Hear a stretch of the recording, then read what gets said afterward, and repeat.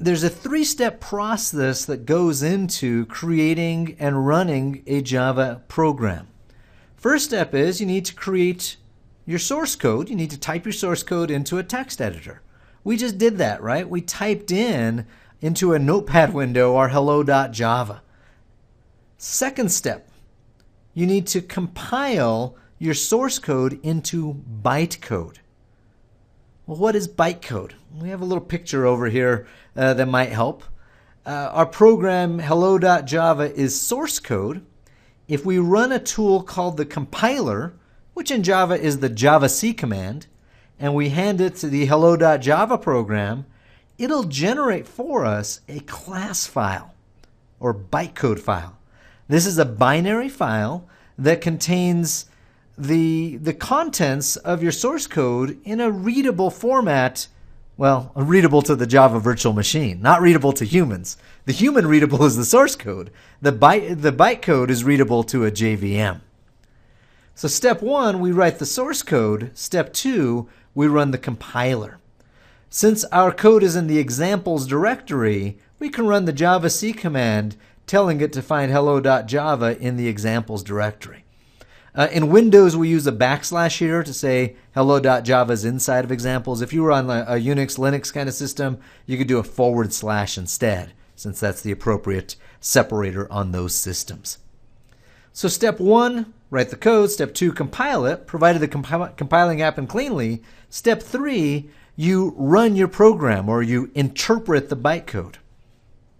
Well, to run the program, we use a different tool called the Java tool. So javac is the command to compile. Java is the command to run our program. Again, looking at the diagram, when we run the Java command, what we're doing is we're asking the virtual machine to load up the bytecode for our class and to call the main method, to run whatever code's in the main method.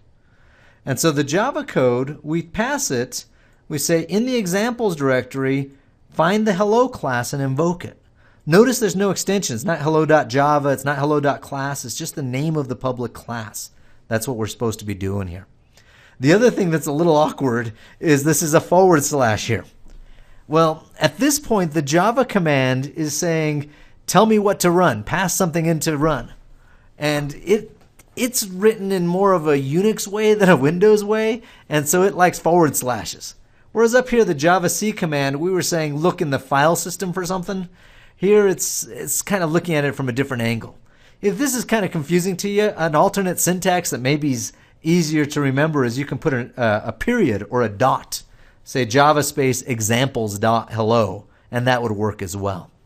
And by the way, if you have command line arguments, you just put them in after the name of the class you want to invoke. One after another, white space separated, and those would be passed to that arguments array on main. So let's go ahead and run a compile and invoke a program here. What I'm going to do is use that Windows key on my keyboard again and click on the letter R as in Roger and type in CMD to open a command prompt. There's a command prompt. When that opens up, it may be on some other drive. Some of you folks might have it open up to a drive on your file system. In my case, I have, like, for example, an iDrive. Well, if you type in C:, that'll take you over to your C drive. And if that's where you saved your files, that's where you'd want to go to. I want to go to the top of the C drive, so I'm going to type in CD space /. That takes me to the top of the C drive, just a C:/. I'm going to CD into my intro to Java directory, so CD space intro to Java. I'm going to CD again, change directories is what CD stands for. I'm going to CD into chapter 2 as well. And so now I'm in the chapter 2 directory. And if I look inside the examples directory, remember, or I guess I haven't said this yet, dir means display the directory contents. If you were on a Linux, Unix kind of system, it'd be an ls command instead of dir.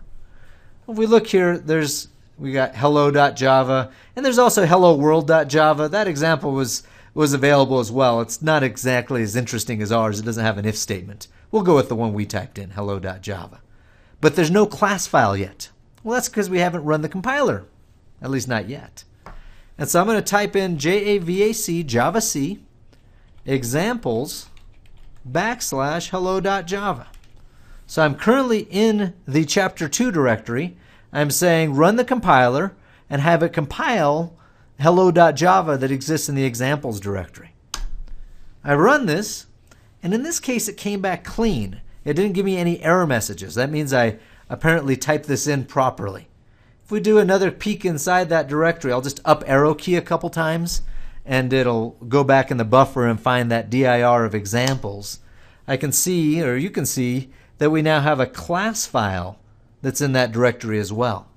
Or maybe if you want to see this a little bit more from a visual file explorer point of view, there's hello.class in the same directory as hello.java.